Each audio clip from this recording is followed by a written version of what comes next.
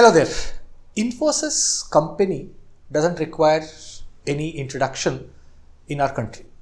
It's a brand which is well known to everybody. But how many of us know that they have a CSR initiative which is called Infosys Springboard, which is into digital education, and it has more than 20,000 courses which is made available free for any citizen of the country. To talk more about this, we have invited the Associate Vice President of Infosys, Mr. Sundar, to our campus, and Mr. Sundar would be sharing details of Infosys Springboard and the reach. I urge all of you to watch this podcast to know more about this initiative and help yourselves to upgrade your skills. Thank you. Hello sir, welcome to Micas College. Hi Ramcharan. Absolute pleasure to be here. Sir, even before we get into Infosys Springboard and try to understand what Infosys Springboard is, Yes. could you please tell us about the existing skill gap? Because we hear a lot about skill gap and corporates like you keep talking about it. Yes. If you have any statistics to share with our audience, it would be great. I'll do that. But most importantly, we need to understand what is skill. If I take one step back, if I look at the complete knowledge life cycle, what you get initially is the data. So essentially the faculty members teach, students will get some data out of the teaching. And they start internalizing this data, processing the data, and what it actually results in is the information. So data comes first, followed by information. The moment you have data and information, you tend to develop the knowledge. So till that level, most of the classroom activities are successful in reaching this stage. But knowledge is necessary but not sufficient. So you need to kind of contextualize the knowledge in solving the real world problem. That is exactly what I mean by skill. So data leads to information, information leads to knowledge, knowledge leads to skill, skill leads to wisdom, and wisdom leads to intelligence. So if you really look at the end goal of learning has to be to acquire the required skill.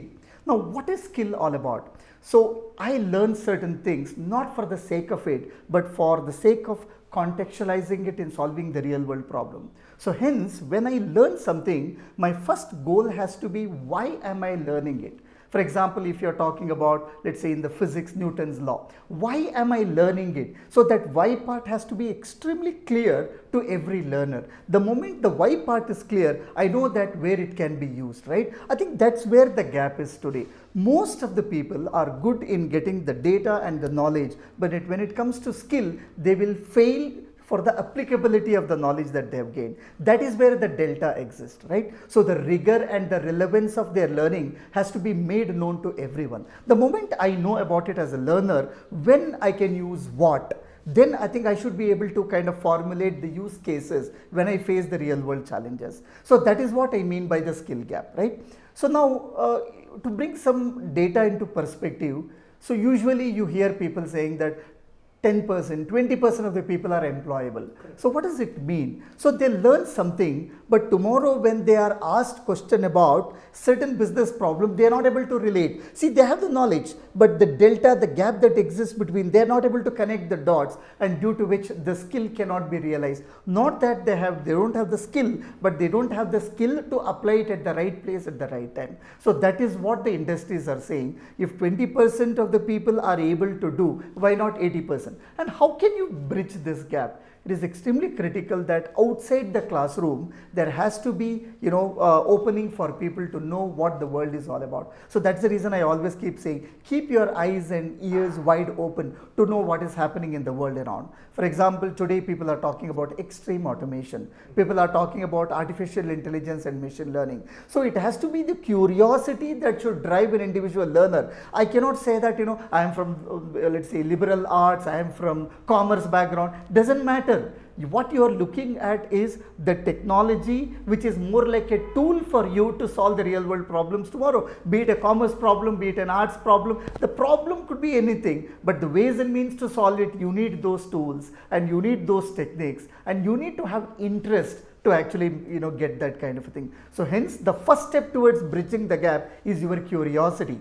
You need to be curious, you need to know what's happening in the world around, so that once you are curious and once you have the passion to learn something new, automatically things fall in place. So hence, because you said about percentage, about 20% of the people are very serious about it. See, when I go and then I talk to people, simple example, I go and then talk to students and they say that ChatGPT is the world, ChatGPT 4.0, 5.0, they talk about it. But take one step back, do you know what is GPT standing for? So they will not know. It's not memorization, by the way. GPT has certain, expansion, but more importantly, what is underlying, why it is named so, what is the relevance of that? These are certain things that they need to know, so that, so-called the skill gap can be filled. It has to be a continuous process, and more importantly, the learning has to start from one place and then it has to continue, but in different milestones you need to realize the learning outcome and then see how it is being related to solving the real world problems. So it has to be a continuous journey. There cannot be a disjoint kind of a learning. For example, if there is a curriculum with 5 subjects, each of the subjects will have some kind of a connectivity, because while solving a real world problem, you need the knowledge of, let's say, mathematics, you need the knowledge of the physics, you need the knowledge of chemistry. So you need to amalgamate all of that in solving the final end problem solution, right? I think you need to have that kind of a big picture. That is what, according to me, is the skill gap that exists today, and it has to be filled. By the way, this is I'm referring to every learner, no teacher or a student. Every teacher is also a student. He or she will definitely need to learn about all of this, right? So that's where I feel all of us will have to work towards filling this gap. Most importantly, I just want to conclude by saying, is this skill gap can be vanished or abolished quickly? The answer is no. The skill gap is bound to exist, because what you learn today becomes obsolete tomorrow. What you use today becomes obsolete tomorrow. It has to be a lifelong journey of our endeavor towards bridging the skill gap, and it has to be continuous. So you mean to say, for the problem that is existing, yes, one, it cannot be solved entirely. Yes. That's the important takeaway. Second thing is, yeah, as long as an individual remains curious, yes, and he's open for learning and unlearning, yes, we can sort of deal with the skill. And I think you made a very important point, learning and relearning, right? We call it as the Z-shaped skill acquisition. So I have got, let's say, ABC skills. I probably may have to unlearn certain things and relearn certain things. I'll just give an example. I can give some IT example, but we can extend it to any other general thing. I'm extremely good in procedural programming approach. For example, people talk about C language and all, C, COBOL and all. I'm extremely good in procedural approach, but the programming paradigm has shifted from procedural to object oriented. So I probably may have to bank on my knowledge of the programming constructs, and once again unlearn and relearn maybe Python or Java or anything of this kind. Or for example, I am very comfortable with the legacy applications and I worked on mainframe systems. I may have to modernize the legacy application, webizing the legacy application. I may have to do a little bit of unlearning and relearning. So you should be open, you should be flexible. That is why if you look at the Z shape, I've got a full stack of knowledge. I need to unlearn and then again relearn on some things. So we generally call it as talent refactoring. So which actually is all about, based on your generic knowledge, you build specific knowledge, and that specific knowledge can vary time to time. So today it could be related to AI, ML, tomorrow it could be anything. Yesterday it was all about cloud technologies, today it could be something else. So you need to have that kind of a mindset, according to me, to unlearn and relearn newer things as it comes. Wonderful, sir. We had a great introduction to this podcast. Let us go a little deep into Infosys Springboard initiative. Yes, yes. So the question that pops up now is, what exactly do you and your team does at Infosys? Okay. So if you talk about what we do in Infosys, Infosys is an IT company. So we are one of the largest IT organizations in the world. We have clients all across the globe, and we have more than 350,000 workforce. And my department, my group, is one of the key business enabling functions that facilitates continuous learning of our employees on all dimensions of competency. This is important. I'll just give an example. What exactly is this dimensions of competency all about? Today's world is expecting the service provider to be the business transformation partners to the client. What exactly is that? till recent past or possibly about a decade back, the work relationship between the service provider and the client used to be in the mode of order taking. So the client has a problem, you have the solution. I knock your door, you are the service provider, you give me the solution. But today, clients don't have a clue what is happening in their business. Why am I not competitive compared to my other competitions in the world? So what they expect from the service provider is not only the solution to the problem, but one step before that, tell me where am I going wrong. So that means to say that the service provider has to be a business transformation partner. If I, as a service provider or a workforce under service providers community, if being a business transformation partner, to be a business transformation partner to you, I need to know your business domain. So technical skills are necessary but not sufficient. You need to have the business domain knowledge also. And also alongside, the work has changed. The workplace has changed, the workforce has changed. So we're working in a global scenario, right? So when I work in a global scenario, when my team members are from different parts of the geography with diversified learning styles and cultural background, it becomes extremely critical for me to work as a team. I need to have good interpersonal skills. I need to have good communication skills, be it written or oral. I need to have critical thinking. I need to work successfully as a team when it actually comes to the teamwork. So you need to have that ability also. On top of it, discipline is the key. Any work that you do, any industry for that matter, there has to be a systematic approach of solving the problems, right? So the process knowledge becomes extremely critical. On top of it, we also believe that design thinking mindset is the key. So design thinking is all about finding the problem first before solving it. It is all about your empathy, it is all about your desirability, it is all about feasibility, viability and all those things. Thanks to the Stanford Design Thinking School who actually conceptualized this one. So keeping all of that in mind, our department in Infosys helps in building the overall competency enhancement of our internal workforce in the competency dimensions of technology, process, soft skill, leadership skills, and of course design thinking and other areas. So our department conducts the training enablement activity both in a synchronous and asynchronous way to meet the technical business requirements or the challenges that our workforce are facing in the real world. Right, sir. Very, very interesting things that you told us. So this takes us to the next thing. See, Infosys has come out with this initiative of Infosys Springboard. And what we get to see is there is a lot of investment that is done on this. Yes. Could you please tell us more about this Infosys Springboard initiative? I'll do that. So Springboard is a corporate social responsibility initiative of Infosys, and it is mainly intended towards bringing digital literacy amongst the learners community in the country. Digital literacy is all about making sure that learners of all kind, right from possibly a primary school student to know about what is happening in the world. For example, when their parents, when children go walk along with their children, with their parents, and they find an ATM machine and they see that their parents are using the ATM card and getting the money even 12 o'clock in the midnight. What happens inside? How is this process happening? How are they getting the money? How are we able to kind of break the earlier days of, the usual routine of standing in the queue in front of the bank, right? Similarly, I can actually, get into my mobile and do the online transactions, be it a railway reservation or any of this kind of a thing. So they get they will be curious to know about all of these things, right? So the first step towards building the curiosity is to let them know that, look, the world is becoming digital.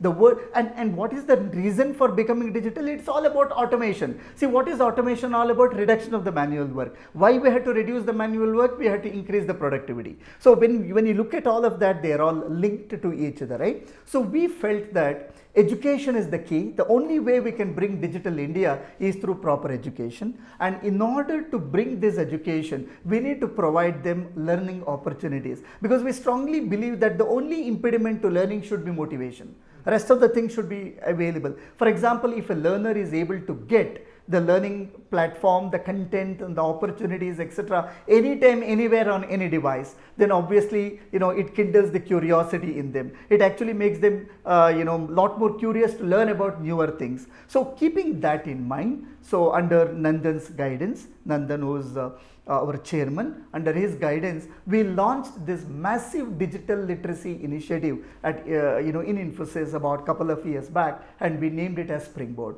So Infosys Springboard is a CSR initiative.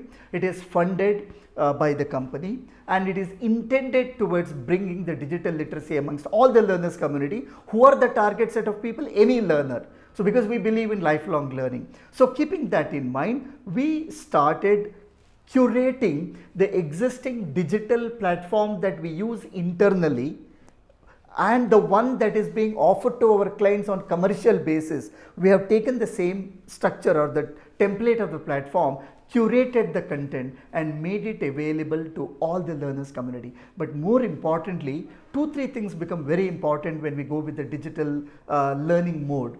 One is the way the content is rendered, or the content, the duration, because we have observed that not more than 8 to 10 minutes, people can retain stuff. Beyond that, it goes out of our mind, right? So we need to curate the content in an easily consumable form. So that is the reason why we believe in bite-sized learning. So all the content hierarchy starts with a resource, and group of resources constitute a module constitutes a course, something around it, right? So we go ground up. So advantage is, if I want to learn only a certain concept, I can directly get into the resource level, quickly learn, and that resource could be a 5 minutes video kind of a thing. So that is one part. The second thing is, we need to establish the relevance to the learners, the personas of the learners community. We need to have proper content being made available to them. For example, if I look at a 6th grade student, what possibly might interest them? Maybe some modules like time management. So they'll be very curious to know how I manage the time, etc.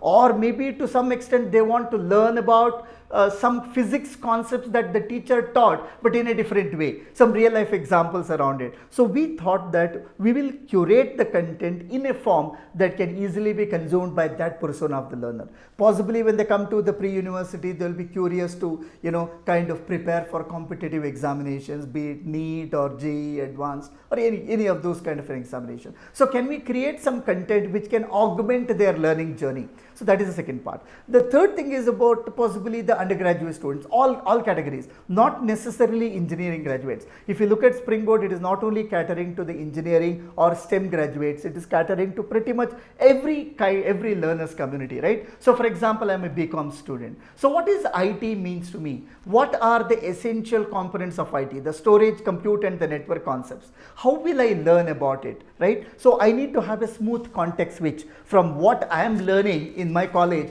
to what is needed in the IT space. So we have created various personas of the learners and various learning path associated with these personas, and more importantly, the learning will not be monologuous thing. So when they learn, they will have intermediate quizzes to kind of test their knowledge. At the end, they will have some certification, assessment, etc. They get an opportunity to interact with the subject matter experts. They get an opportunity to share their knowledge with their counterparts, their peers, and learn through collaboration. So pretty much all of that is integrated into the whole experience of learning through the platform. So if you ask me, it's a one-stop shop for pretty much every aspect of learning to possibly widespread of learners community. Once again, I want to repeat, the only impediment now to learn for the learners is the motivation. Otherwise, everything is available. By the way, this is on internet first. It's available. If you have a smartphone, if you have the internet connection, you can access it. The Springboard is accessible. And by the way, the whole look and feel, the user experience is very similar to the Netflix of the world, where they can actually curate and personalize the learning. All of that is made possible through the learning. At the end, so it's all about validating my knowledge. So they can apply for certification. If they clear it, they get the certificate through Infosys Springboard. And just imagine a BCom student getting certification on the cloud space through Infosys Springboard. Tomorrow when they go for the campus entry recruitment or in front of any employer, obviously this will be one of the documents which speaks about their skill, their capability and their value that they can bring onto the table. So all of that will definitely help the learners community. So pretty much every community of learners we have covered it, and also we have tied up with lot of states and support the underprivileged students, because most of the time what happens is students in the government institutions in the remote part, they will not have the regular faculty members, so because teachers they may not have adequate number of teachers. So what we have done is we got the complete content which is linked to their curriculum in the local language, and if the teachers are not available, they have got the television sets, they can play Springboard and they can have the video being played for the benefit of these students, and it is exactly correlating to their curriculum. So that way we have been able to cater to wide range of needs of the learners community. It's not just for engineering graduates and not just for doctors, everyone, even as I said, non-science graduates can learn, the PU students can learn, the high school students can learn. It doesn't matter whether you are an English medium or any other language, barriers are not there. So we have been able to pretty much successfully roll it out to many learners community in the country today. Sir, this raises another question. Yes. See, as a college, we have been learning partners with Yes. Springboard for the last 2 years. Yes. So we've been seeing the progress and improvement in students. Yes. So that's one part of it. Okay. I just want to know, I'm curious to know, Yeah. how is the reception of this entire initiative Yeah. by the student community or teachers or institutions across the country? Yeah. See, initially when we launched, we had the problem even internally also. Anything that comes new, right? So it is difficult to get the acceptance in one go. So you need to actually taste the success and then people start following it. So however, we had the experience when we launched this platform of Springboard, we had the experience of launching a similar digital platform internally at Infosys. So we know what are possibly some of the questions that the learners would ask. What is it for me is the general question that people would ask, right? So we made sure that some of these possible questions that arise from the learners community are being addressed through the learning. For example, a BCom student will ask, hey, you talk about artificial intelligence, machine learning, etc. But I don't know even about the basics of computers. How will I be able to adopt? For such personas of people, we actually we told them, look, you are the ones with these prerequisite knowledge, and what you can start, the learning path, you can start from this point and you can go to this point, you can go to this point. So that way we have given a clear-cut learning path for them. So, and more importantly, we always believe that whenever we need to implement something, it is better we go top-down approach. So what we have done is we started rolling out the faculty development programs. First is about evangelization of the platform and its usefulness to the learners community. Then specifically about certain technologies and other things to the teachers. The moment teachers subscribe to it, right, and it becomes a lot more easier for them, because the learners, if there are 100 students in my class, if I am the teacher and if I say that, look, I am learning through this platform and I am finding it very useful, the others automatically will start learning, right? So we followed the divide and conquer approach, we followed the top down approach, and by then we had already a lot of testimonials that are coming from multiple sources. Even AICT has approved our platform, so all the engineering students know that this is something that the highest regulatory body has approved. So that way we have been able to kind of successfully ensure the coverage, the consumption, the certification and the correlation. This is important. So when I talk about coverage, it's all about numbers. When I talk about consumption, how many of them are using it? When I talk about certification, how many of them are validating their knowledge? When I talk about correlation, how many of them are trying to correlate their future achievements to the learning. So we are actually focusing on all the 4 C's, and it's been very successful journey so far. 2.5, 3 years, we have more than 7.5 million learners community who have registered themselves onto the platform. By the way, I did not mention it, everything is available free of cost. Yeah. So they don't have to do anything, right?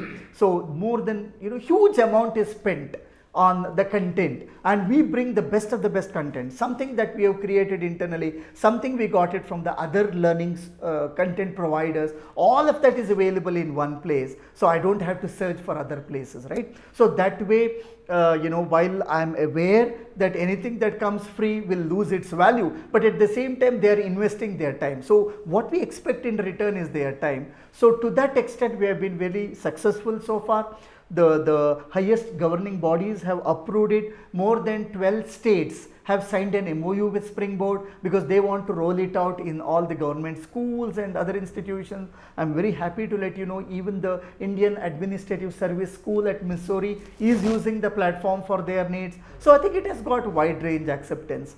Consumption part of it, yes, we still have good mileage to cover because there are 7.5 million. How many of them are using it on a day-to-day basis? That is something that we are tracking, but we are very, very optimistic about that number almost coming close to the number of registered learners, meaning everyone who is registered will start using it on a day-to-day basis. So my next question is actually on the consumption part of it. Yes. This we experience in our college also. Yes. Number of students who register Yes. and the number of students who actually get certified. Yes. There is always a gap. Gap, exactly. Is there anything that Springboard is doing to bridge this gap? Absolutely. So one of the things that we are slowly rolling out, we still have not done it yet, is the job portal.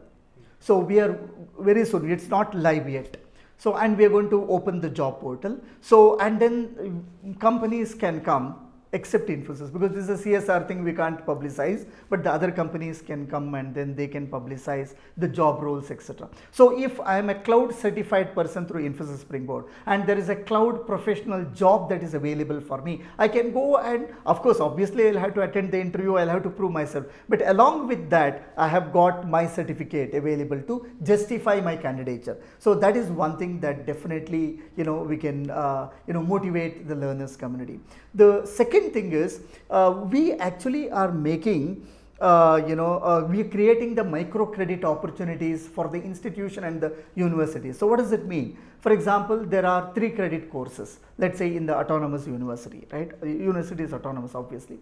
So 3 credit course. So they can say that 2 credits will be for you to attend the regular training program, 1 credit for you to complete this particular course through Springboard, and if you get certified, you get 1 credit. So we are trying to integrate their academic curriculum with this. We are doing it for many universities. So Anna University and so many other top universities, we are doing it. So what it means is we have linked their curriculum to what is available on the platform, so that there will be sharing of the credit points for someone who completes the training through that platform. So obviously it compels, because it's something like if I complete it, obviously I get the learning credit for it. So it will compel the learners community. But I think while we still say that it compels them, but the end result is a lot more positive. So when they come out, they possibly might have dual degree. For example, I may get an IT professional degree along with my mechanical engineering degree. I'm just giving an example, or maybe BCom. Along with that, I have done some IT professional degree, which is certified by Infosys Springboard. So all of that will be the value add. So we are hopeful that and it has been witnessed today that the consumption is increasing, because once again I go back to what I said, the 2 R's, the rigor and the relevance. The moment we establish the rigor and the relevance, obviously there will be more takers. So it is not just a push, it becomes a pull. And that is what we are witnessing now. Sir, this prompts me to ask another question.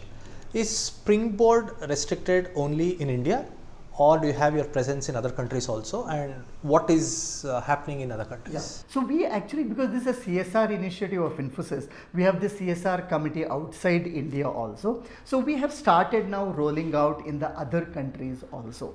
So because while the initial step was to make sure that this pilot is successful in India, which is today, of course we still have a distance to cover, but it's fairly successful. We are taking it to the other countries. So we have got a different CSR committee members in the other parts of the globe who are actually making use of this, because the platform is available. So we need to create another tenant for the other communities of the learners, because when we open it to the other countries, we will have to abide by their norms, the GDPR norms, and so many other things we'll have to. So we have to bring those kind of customization and make sure that it is relevant to the learners community in different geographies. To answer to your question, we are not restricting only to India, we are opening it up to the other countries as well. Sir, there are a lot of companies today, apart from Infosys. Yes. TCS is also doing something very similar to this. Yes, yes. IBM is trying their hand in this. So how do you differentiate Springboard with the initiatives of other companies? See, all of us have the common objective. So all of us we wish to do something good to the learners community. So I think the objective, the vision has not changed. But the way we implement, so while I don't compare it with others, but let me tell you what is the value add that we are able to bring it to the table. The platform that we are using is home tested. So this is the platform. It is not like we created for the sake of Springboard. We first created internally. We found it very successful. We started rolling it out as a product on a commercial basis to our clients. They found it very useful. Then we thought, let us use it for the learners community within the country as a part of our CSR. To that extent, it is a well-established platform, number one. Second, we have a dedicated team which works 24/7 on making sure that the content is relevant to all the learners community. New content comes in, and also interestingly, whenever we try something in our internal platform, we want to replicate that. For example, today world is talking about AI first. Our digital learning platform internally, if it applies the AI first principle, we want to take it up even to the Springboard as well. So that way, whatever we are doing, it goes through a continuous improvisation, continuous improvement. So obviously the beneficiaries are the end learners. So to that extent, I can say our internal content is made available. The externally available good content is made available. The third important value which I want to bring it up is we are offering internship to every student, irrespective of whether they are PU students or degree students, engineering, non-engineering, medical. We are offering internship through this platform. Every day, 1 hour, we have got the learning opportunity through an SME on technical and non-technical things. You can imagine, so 5 days a week, 4 weeks a month, and 12 months a year. So we are making this creating the learning opportunity. We also have Stri Shakti, a program for the women learners community. So like this, we are trying to experiment with newer things. One, on the people front, we are bringing SMEs from different areas and making their time available for the learners. Second one, on the technology part, whenever we see some improvements on the platform, it gets reflected in our Springboard platform. And even the process, the way we are rendering, the services that we are offering is also going through a lot of changes to meet the requirement. So instead of comparing it with others, I can very confidently say that whatever we feel good internally, we are making it available to the external world. And as I said, free of cost. We are conducting series of faculty development programs. We are opening up internship opportunities. We are creating a proper learning path for a non-IT workforce or non-IT learners to switch over to the IT world. So that way, I think the platform is helping a lot. So in long run, is it something like this? Somebody comes with Infosys Springboard certificates, Yeah. IT, non-IT, irrespective of their background. Correct. Will they have a preference when they apply for a job at Infosys? Would it work that way? Is that your long-term vision? Honestly, no, because we want to separate CSR from our business, because this is a CSR initiative. Having said that, there won't be a special consideration. For example, you and I, you are Infosys certified, Springboard certified, I am not certified. So doesn't mean that you will get the interview call, I don't. Both of us, if we are qualified, we get the interview call. Both of us will have to bring our value to the table, right? So how good we are, we have to prove. But alongside, if I have Infosys Springboard certification, it clearly says that you are the one who has learned and you have been certified. And if when I'm impressed with your knowledge, I can also look at your certificate and say, oh, good that you already got it verified through Infosys Springboard. So those are the things, but we don't want to mix the two. That is a common thing. For example, if I'm an AWS cloud professional, it doesn't give me a straight away entry into any cloud openings, right? I need to prove myself. Certificate is only one way to validate my capability, but that is not the only way to justify my candidature and for the job. So I'll have to prove myself, right? So that way, the similar thing can be applied here. Sir, one of the biggest challenges when it comes to recruitment is finding the right talent pool. Exactly. That is something which HR department battles day in and day out. Yes. So when you are having such a big database of learners, when they register and when they start completing the courses, it definitely shows that they are interested in what they are doing. Exactly. So will the HR department, say of Infosys, have an access to this database where they come to know the number of learners who have completed these courses, with specific skills that they are looking for? And is there a chance that they can have an interview call or something? No, usually based on that we don't, because we have signed a very stringent data privacy kind of a thing. So we cannot share the data with outside, because we sign an MOU with the institutions and with the learners that their data will be kept confidential, will not be used for any. So we are legally bound with all of that, right? But having said that, the job portal that you're talking about, so if that comes up on Springboard, companies can actually say that, look, I'm looking for someone who's certified in AI, so certified in prompt engineering, and someone who's already got the certification can apply because it correlates with my requirement. But sharing the data with others, those are something that we don't intend to do. We are not supposed to do, because this is purely between Infosys and the Infosys Springboard and the learners community. It's 1:1, and we sign a very stringent data privacy agreement between the two. For example, if you are sharing your students' data to us, so we are bound to safeguard the data controller and the data the data the one who provides the data, and the data controller who controls the data. We need to have understanding, and we cannot share it until and unless we have the written permission and all. We don't intend to share the data. For example, some companies may come to us and say, can you please share Infosys Springboard data or certified? We don't intend to do, because our intention is, getting the job is an incident. That is not our primary goal. We want to bring digital literacy. We want to bring the knowledge. We want to, get the skill amongst all the within the learners community. Eventually, if they get the job, which will automatically happen, then it is fair enough. But we don't actually train them for getting the job. So that is the intent here. Sir, changing the discussion direction a little towards the career path and other things. Yes. Today, when we search on the net and try to understand about the mid-career crisis, yes, that's another burning issue in the world today. Absolutely. After working for 15-20 years in a Yes. particular industry, somebody starts feeling that Yes. they're caught somewhere. Yes. They feel they're not rewarded, Yeah, exactly. or they start cursing themselves for not doing something Yes. 20 years back. Yes. So this is something that is happening. Absolutely. So can Infosys Springboard initiative be seen from another dimension, Yes. where these people can actually go back, Absolutely. reskill themselves, Yes. and then go and do something? Very much possible. For example, if you look at in Infosys Springboard, we have something called new age roles. So what are some of the pertinent new age roles? We have got something called industry navigators. So, wherein there are new roles, because whatever we perceive are the roles of tomorrow, we are actually creating the learning opportunities for building the capability of the workforce or the learners towards meeting that role requirement, right? By the way we approach is this: every role will have some areas of responsibility. And to meet those areas of responsibility, certain skills are required on technology, process, behavioral, etc.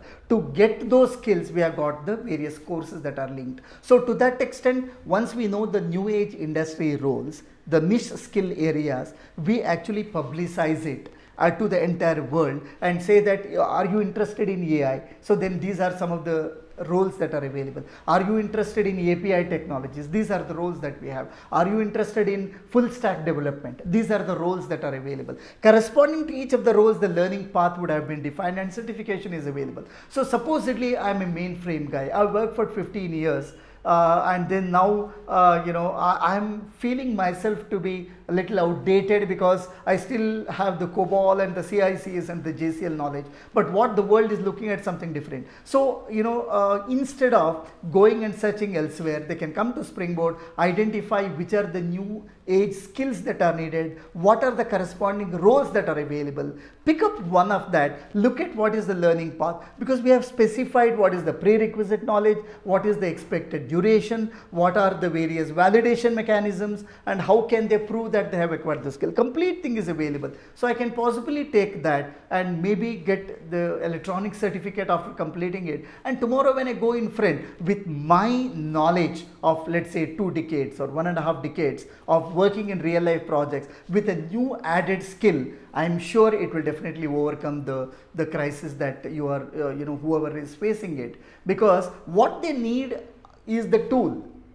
what they already have is the experience. Correct. So if you are able to get the required tools and get acquaintance with the usage of the tool, with the knowledge already you have, I think it becomes a lot more easier, right? So identifying the right set of tool, enabling them to acquire the skills to master over those tools is something that the Springboard can provide. After that, the world is yours.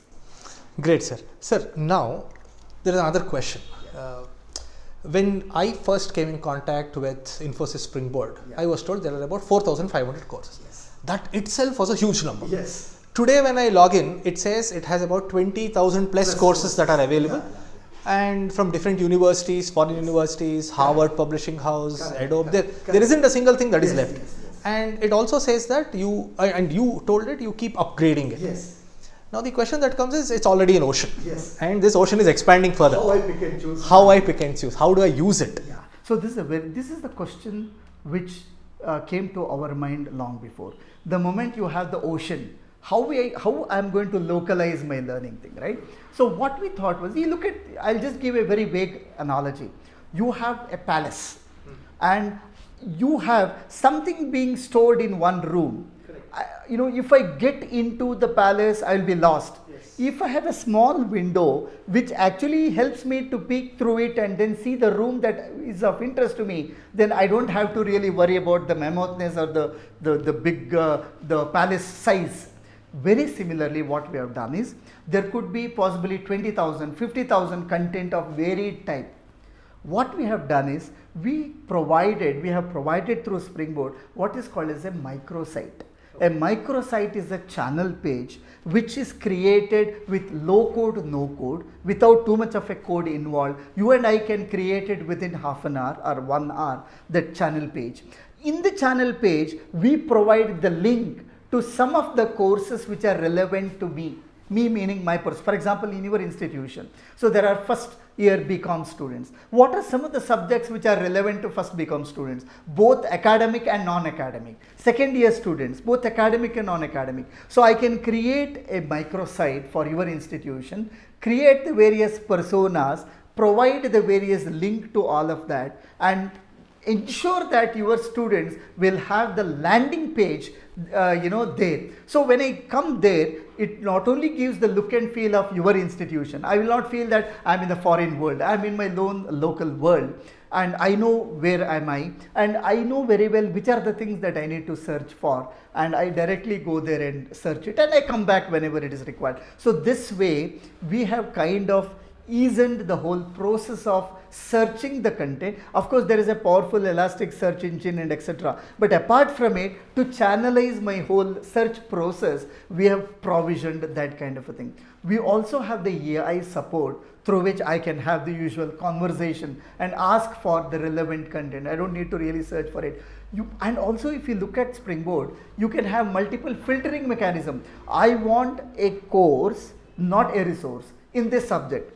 I want a course from this specific content provider. I can put all the filtering condition and narrow down my search area. I don't have to once again go and search and get lost in the ocean. So these kind of easy mechanisms of searching are made possible through the platform. Right, sir. Thank you. This is something which we were actually, And by the way, I strongly suggest your institution to have a microsite and provision all your students, to land to the microsite, so that they feel that this is a website, this is a digital platform created by your own institution with the support of Infosys Springboard. So they don't get, you can have your message, you can have your leadership message, you can have all the learning content relevant in your context, apart from the other things also. So they can go, it doesn't really restrict you from searching all the 20,000 plus content, but it will actually filter out and make only real relevant content available for your studies. Along with it, if you have the bandwidth to explore other areas, you can do that. Thank you, sir. We'll certainly look into it and make sure it helps. Sir, the next question is, when you were a student, Yes. Going back, Yes. say 25, 30 years, Yes. I'm 100% sure something like this was not there. We were definitely not in the digital world. Yes. If at all it was available, Yes. would you have taken it up? No, I would have probably taken it. Nothing can replace conventional the guru shikshak kind of a model. I am not saying that this is going to be a complete replacement. I don't, purely my personal opinion, I cannot live only with self-study. I need some guided learning. That's the reason probably I would have adopted a blended learning model. For example, I attend, because I studied engineering, obviously mathematics, I studied about Laplace transformation in the class.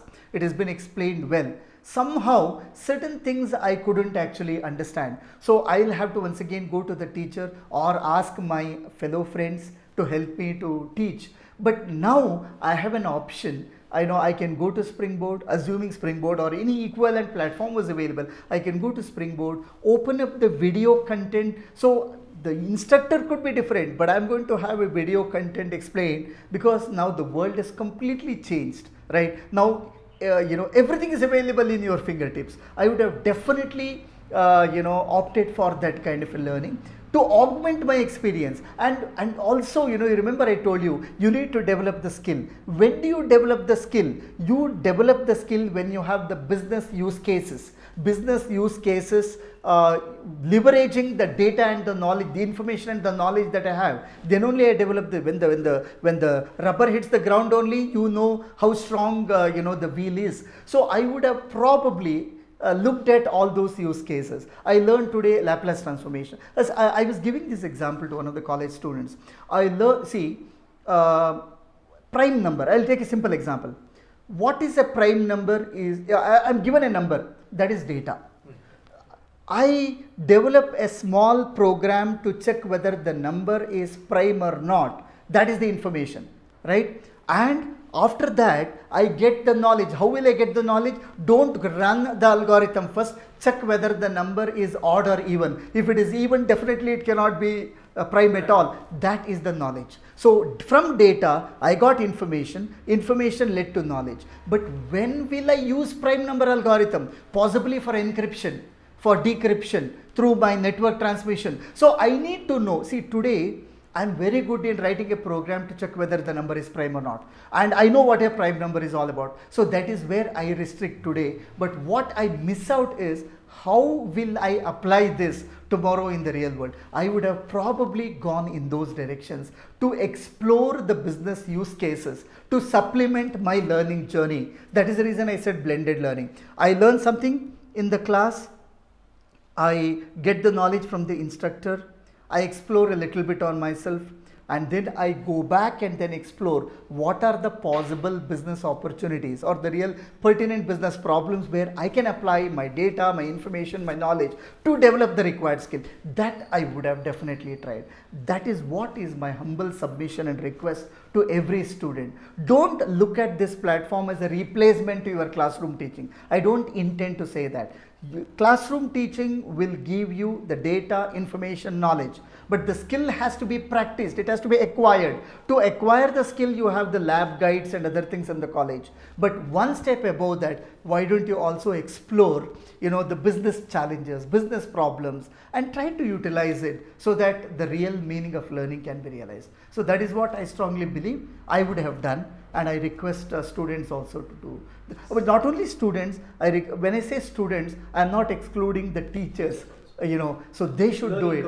Exactly, the learners community. The most critical role played is that of the teacher, because I always say one to many cardinality. One teacher will influence n different students. If I have the adequate knowledge, right knowledge gets propagated to n set of people. If it is a wrong knowledge, it's incorrect knowledge, then it has a multiplier ill effect. So we have to be very careful. So even the teachers, they get to see a different way of knowledge dissemination. So usually we get bored, monotonous, teaching, etc. Right? Today I have taught this one subject.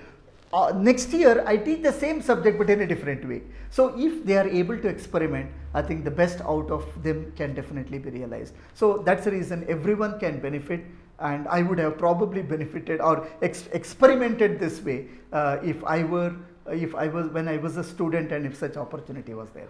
Sir, with this answer you actually answered another question of mine. The other question was, we keep listening about Infosys, TCS and IBM, everybody coming out with this kind of platforms. Yes. So the question that is there in the teachers fraternity is maybe over a period of time, Yes. not in very short duration, maybe in the next decade or so, Yes. companies like this will take over the traditional education and the traditional college schools and colleges and universities, their role would be limited. But you are telling that this is not a replacement for it. Absolutely not. It just complements what is done It in has the to complement. According to me, if for the healthy ecosystem of the learning ecosystem, everyone has an important role to play. The management of the institution, the faculty of the institution, the corporates who are the end beneficiaries, because the trained, skilled work students will actually join there. So all of us have a role to play. We need to supplement each other. So I remember how McKinsey defines the teamwork. Teamwork is based on the MISI principle: mutually exclusive, collectively exhaustive. So we bring practice, you bring the academic excellence. Learners community should have the good blend of both. So I cannot be a good academician, but I am a practitioner. You probably may have less practical know-how because that is not your purview. But if the proper handshaking happens, the beneficiaries are the learners community. It has to be a handshaking mode. I definitely don't believe that the corporates are going to replace the institution. No, but they work very closely. The connection between the academic world and the industry is going to be a lot more stronger in the days to come, and the gap between the industry and the academia is going to be filled with this proper collaboration. So do you find, or what are the challenges that you have encountered in the last 2.5 years after introducing Springboard? Yeah. When it comes to complementing and supplementing the traditional education? Yeah. So one challenge that I face is parents are still not very comfortable giving the gadgets to their students, especially 6th grade onwards. Schools don't permit bringing the gadgets to their regular classes, right? Which is understandable. But post-COVID, during COVID, we got introduced to all of that, right? And I think we are now, we are very accustomed to all of that. So that is one kind of, challenge that students at the lower they faced. The second challenge is the mindset of the learners community. I strongly believe the learners have to have appetite for learning, be it from any source. I should be open to learn, and you can't see the outcome, according to me, is an incident, a job in hand or a higher studies. It should be an incident. You should not be aiming only towards that. You should focus on how I can broaden my knowledge base, how can I be employable. So that has to happen instead of just running behind the end result. So what happens is they register, students register, but at the end of the day they start asking questions. If I learn, will I get a job tomorrow? See, to me, there is no substitute to hard work, there is no shortcut to success. You need to put your effort. It takes a little while. You cannot actually, the baby is not born in month. It requires at least 9 months, right, of grooming. So the same thing happens here also. So that mindset has to change. By the way, when I talk about mindset, it's not just for students, but everyone, every learners community. We were really wondering, even in the corporate world, we were wondering, how we can do the remote training when COVID hit. We have to do the remote training, but we converted those challenges into opportunities. I think every learner has to look at, these are some of the challenges, my mind is not agreeing to it, but convert those challenges into opportunity. Then you will actually be a more skillful person and you will be deployable. So I think these are some of the impediments that we face. We are also working on overcoming some of these impediments. For example, one of the impediments was, I am very busy, I don't have access to the regular classroom activities. So we made sure that the platform is available anytime, anywhere, on any device. Someone says that I don't have time to go through voluminous learning content. So we created the bite-sized learning. Someone comes and say that, hey, just like sometime before you said, I have 20,000, 30,000 courses, how to select the right one? Then we created the learning path, we curated, we created the channel page, etc.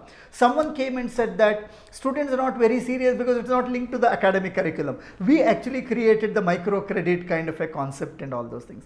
And someone said school students are more interested if the content is more relevant to them. So we brought even the academic content. By the way, we have ICSE, CBSE, state board content available from 1st standard to 10th standard. Someone said that hey, you talk all of this, but where is the hands-on experience for me? We opened up the internship opportunities. So in a way, we identified all the possible challenges and the questions the learners would face or would pose to us, and we try to kind of find a solution. I'm not saying that it is a perfect solution, but this is the most feasible solution in the current context, and we have been fairly successful there. Sir, you mean to say that you are also learning a lot of things and changing your approach as per the demand? Absolutely, yes. See, I told you, right? Everyone is a learner. Learning cannot stop. I always say this. Learning is a comma, not a full stop. We learnt a lot. We understood the dynamics of the learners community a lot more than what we were possibly before the rollout of Springboard. We understood how the management react when something is being offered of this kind. We understood lot better how faculty would receive when such opportunities are created for them, right? So I think it has been a great learning. Alongside, we also learned, for example, learners mindset. So learners interest. So that helped us to be more innovative and derive, and that helped us internally also, because we also have 3.5 lakh learners. I won't call them as IT professionals, they are learners first. So we have those people, and whatever we try out for you will be applicable to them also, because things change. What you see today is not there tomorrow. So that way it really helped us to learn. So it's a kind of a give and take kind of a thing. And all of us are coming together for the good of the country. So when our Prime Minister talked about Digital India, it cannot happen by one person. It cannot happen by one corporation. It cannot happen by one state. Everyone should come together to realize this dream. That is when we can definitely, possibly we are in the 5th largest economy today. We will definitely go to 3rd and possibly 1st very soon. But we definitely, change management is the key, and acceptance of this change is also the key. I think we all have to be open to accept these changes and adopt. You need to subscribe. According to me, 3 things are extremely critical: passion, integrity and intelligence. 3 very, very critical things. Start loving what you do. Don't do it because your teacher has told. Don't do it because your college has mandated for you to do. Then see, official compulsion will not give the best. Personal compulsions will always give the best. So you need to have passion. You need to have integrity. Come what may, never compromise on the values that you believe in, right? And of course, you need to have intelligence, working smart versus working hard. So these are very critical for every learner, and it applies to me also. Trust me, in Infosys, everyone, including my unit head, who is actually running entire learners activities, he also learns every day. We have to we should always be updating our knowledge, otherwise we become the dinosaurs of yesterday, right? I think that learning journey has no age limit. The learning journey has no barrier, no constraint, as long as you have passion, integrity and intelligence to make that possible. Wonderful, sir. Sir, with one last question, I will end this podcast. Yes. As a corporate and somebody who has taken a deep dive into education, trying to understand the learner's mindset and how educational institutions work, all these things, if you have to give a word of advice to students and teachers, of course you clubbed everybody together and you call them the learners community. If you have to give a word of advice to them, what would that be? First thing is be innovative. When I say innovation, I remember the Israeli ambassador had come once to our campus, and we asked him a question: how come Israel is so advanced in terms of its research and innovation? He said one thing: in our country, we take those problems to solve which are unsolved by the rest of the world. So you need to be innovative.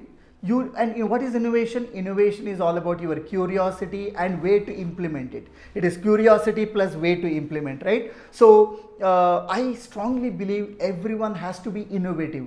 Do something differently. It could be a very trivial task that you do. Do it in an innovative way. So when the mindset of the learners change that way, teachers should also encourage. For example, they give one problem. Encourage someone who solves it in 5 different ways.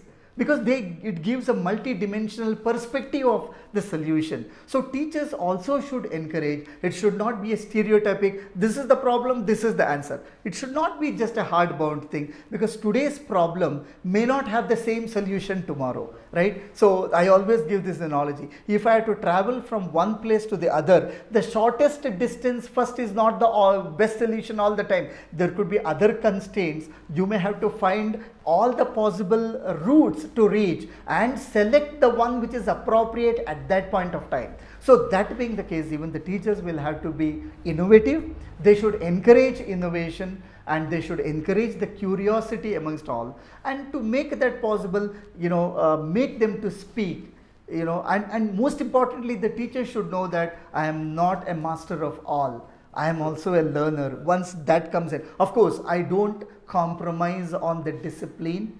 Be informal but not lenient. Be assertive, be assertive, not aggressive. But at the same time, be a teacher as a mentor, as a guide, but not a teacher who is a master of everything. So if these kind of changes are brought in, and even for the management also, they should also realize that the world is open. There are plenty of learning opportunities for people. You cannot stop learning, by restricting the learners to one fixed way of learning. So because the plenty of opportunities are available for people. So overall, there has to be a mindset change amongst all the stakeholders of the learners community for the good of the world. And that is what, that is what I believe in. Sir, it was extremely wonderful interacting with you. The kind of information that you have shared with us, I'm 100% sure the learning community, as you called them, would definitely utilize this and make the best use of the Infosys Springboard platform also. Thank you for taking your time out and coming and being guest. No, my pleasure. First time I'm coming to your campus. I enjoyed it with the look and feel. It gave positive vibes, honestly, and I really liked it. And I heard about your institution through a couple of other people. And the very fact that you are actually inviting people and sharing their knowledge, you probably could have escaped, with all your regular academic curriculum and focus more on that. But I think you are getting the best of the best to be shared with the learners community. And I was very impressed when you said it's not restricted only to your students, but it is open to everyone. I think that definitely talks about your commitment to society at large. I hope and I wish good luck to all participants of this learning ecosystem, including the management, the faculty, the students. And I wish to see your college, your institution grow up in the ladder, leaps and bounds in the days to come. So thank you so much for this wonderful opportunity. And I hope whatever I said makes sense. And then it helps whoever is serious about learning. If at all they feel there is a little bit of fine tuning that is required, hope they will start from now onwards. So thank you so much. Thanks a lot, sir. Thank you.